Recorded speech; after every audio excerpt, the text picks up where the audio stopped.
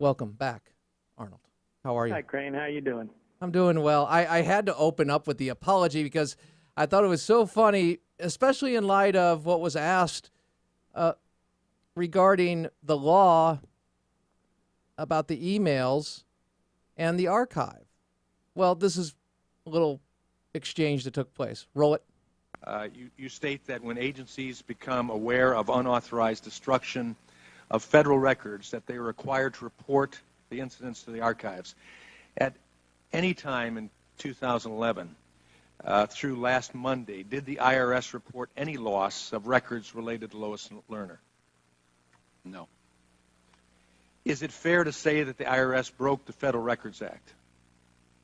They're required, any agency is required to notify us when they realize they have a problem that could be destruction or disposal, unauthorized disposal. But they didn't do that. That's right. Did they break the law?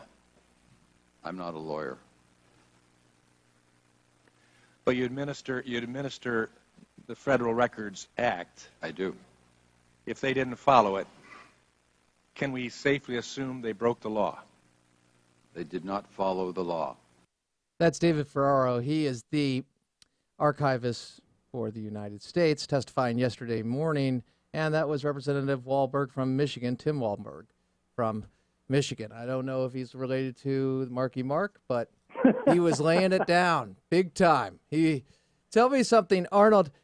When you hear the IRS story, I would think that would hit both parties because that was the original response. It hit both parties, their behavior, low-level employees. However, it's become a partisan issue because it's targeted one party, the base of that party, arguably the conservative base, certainly. And Eleanor Holmes Norton says, you know what? There's just not much there. There's no there, and I apologize to you, to the IRS commissioner. Your thoughts on that? Well, therein lies the tale, okay? If Democrats can't have it both ways, you can't claim that you were targeted like the conservatives were targeted and then turn around and absolve the IRS at the same time. It doesn't work that way.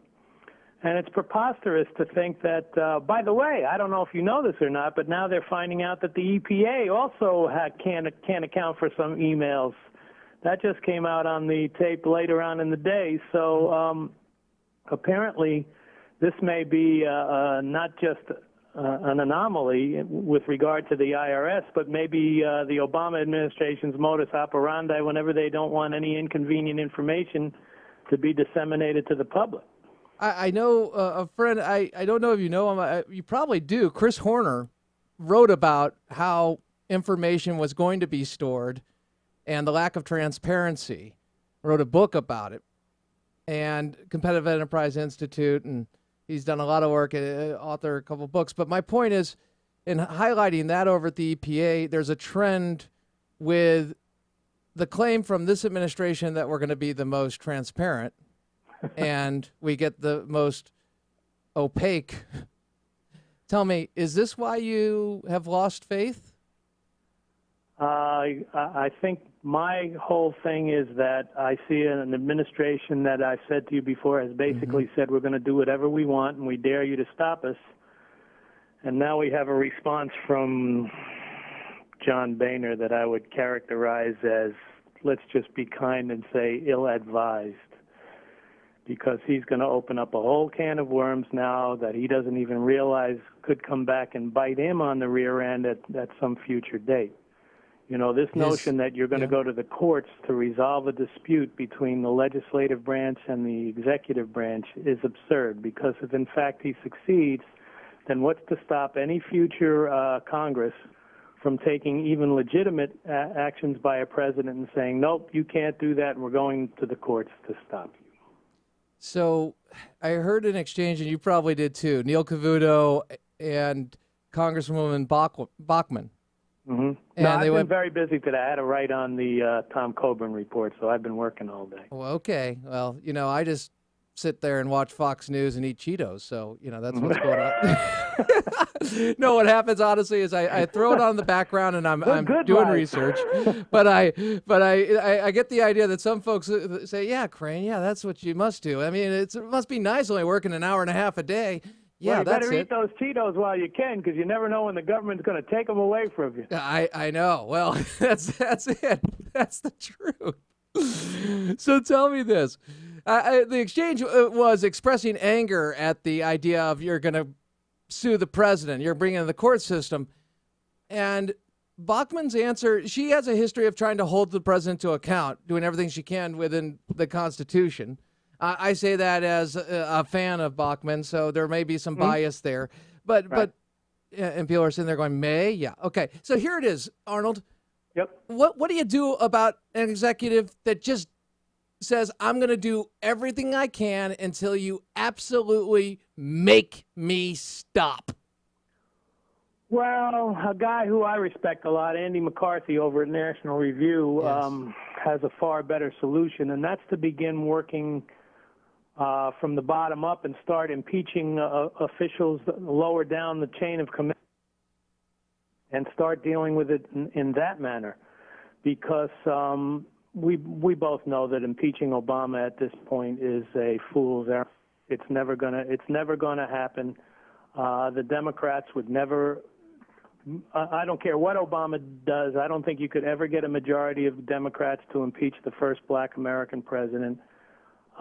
So that's where you have to go, though. You have to go through the impeachment process. And let me ask you, how much of this, in your estimation, is a press that has been totally corrupted? Well, I did read something this morning. I forget who said it, but, he said, imagine George Bush, the Bush administration, essentially targeting liberal tax-exempt groups or groups, angling to get their tax-exempt status. And when it came down to producing the information, claiming that the emails were lost, and this was a liberal speaking, and he said, I can't imagine the press would turn it into anything less than a daily occurrence, unrelenting coverage of such an event. And I agree with him. I think this is what the double standard that you're seeing here is indicative of the fact that we no longer really have a responsible press in this country. We have advocacy journalism masquerading itself as investigative journalism, and I don't think it's going to get better anytime soon. And I know we have that clip. It's actually Mark Halperin was commenting on it, but then you had Fournier commenting on it as well and talking about how he felt he was naive. Well, Fournier is an interesting guy because he desperately wants the Obama administration to be a success, and yet he's one of the few liberals out there who have truly seen the scales fall from his own eyes. He just doesn't understand why this administration is doing what it's doing. And I think even he, when you have 76% of the American public saying, you lost the emails, give me a break, including 63% of Democrats, I mean, that's a huge sea change in the public perception of this administration. And then you follow that up with the New York Times poll. Let's face it, it's not like the New York Times is anything other than a leftist echo chamber, yet their own polls show that Obama's approval rating is now 40% and his disapproval rating is 54%. That's huge. It is huge. So is this because they are highlighting it, because possibly they are putting these things on prime time, even though the polls have been coming for a while? Tell me, is it the fact that they've reached a critical mass where the scandals, even with a press corps that's willing to carry the water, they can't do it because people are aware of it? I would agree with that. I think the press corps will carry a politician's water up to the point where they feel like themselves that it's going to injure their own credibility. And, it's taken quite a while for the overall mainstream media to get to that point. But I think if we're not there already, we're certainly very close. I don't think, like I said, when you have 76% of the American public who isn't remotely buying the dog ate my homework excuse here, the press isn't going to be able to sustain their indifference much longer. And the press bringing that one into play, too. I'd play it, but for time purposes, I want to keep asking you questions. Let me ask you this, Arnold. You lay out the facts in your articles, and afterwards, someone who may not agree with you would sit there and say, okay, I'm going to look at what's the substance. And I've tried to do that, but I agree with you so much, it's tough. However, I can pull back and say, no, I really can't argue with this because it's a fact. You laid out an article about Detroit, how the left made water more expensive than cell phones. If I look at Detroit as a city, if I look at California as a state, if I look at Illinois, I look at what the left has done, and it's real. And it can't sustain itself because it's built on, quite frankly, higher politics over economics. And that would give you 2 + 2 = 5. It just will not add up. It's great they had the federal government to bail them out, but that would depend on the party in charge. So my question is this the death of liberalism? Are we finally seeing the fact that, yes, these things don't work, there's no more bailout, so they're no longer going to be able to sell it?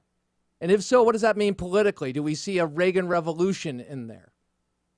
Well, I'd like to be as optimistic as you, but I think the American left has done its homework very well, and homework is a very apropos word because I believe the central battleground for the nation's soul is the public school system, and they are still graduating legions of if not leftist, people who are not exactly prepared for the real world in terms of having the ability to maintain a job or even do college level work. New York City's New York State's a perfect example. They claim their graduation rate from high school is now almost 75% statewide, and yet people that are considered able to do college work or hold a reasonable job is 37%. So how does that compute, other than to come to the logical conclusion that a diploma in New York State isn't worth the paper that it's written on? So no, I don't see the death of liberalism anytime soon because, unfortunately, as I've said to you before, what you're seeing us today, perfect example, okay? We had the revised first quarter economic data, and that was quite a revision. It's, from the initial 0.1% positive, we are now down to 2.9% negative growth in the first quarter, and that's a huge sea change. Who knows, we may be on the verge of another recession officially, although I'm one of those people inclined to believe that when your recovery from 2009 includes a 4.4% decline in people's wages, that's not much of a recovery. Final question.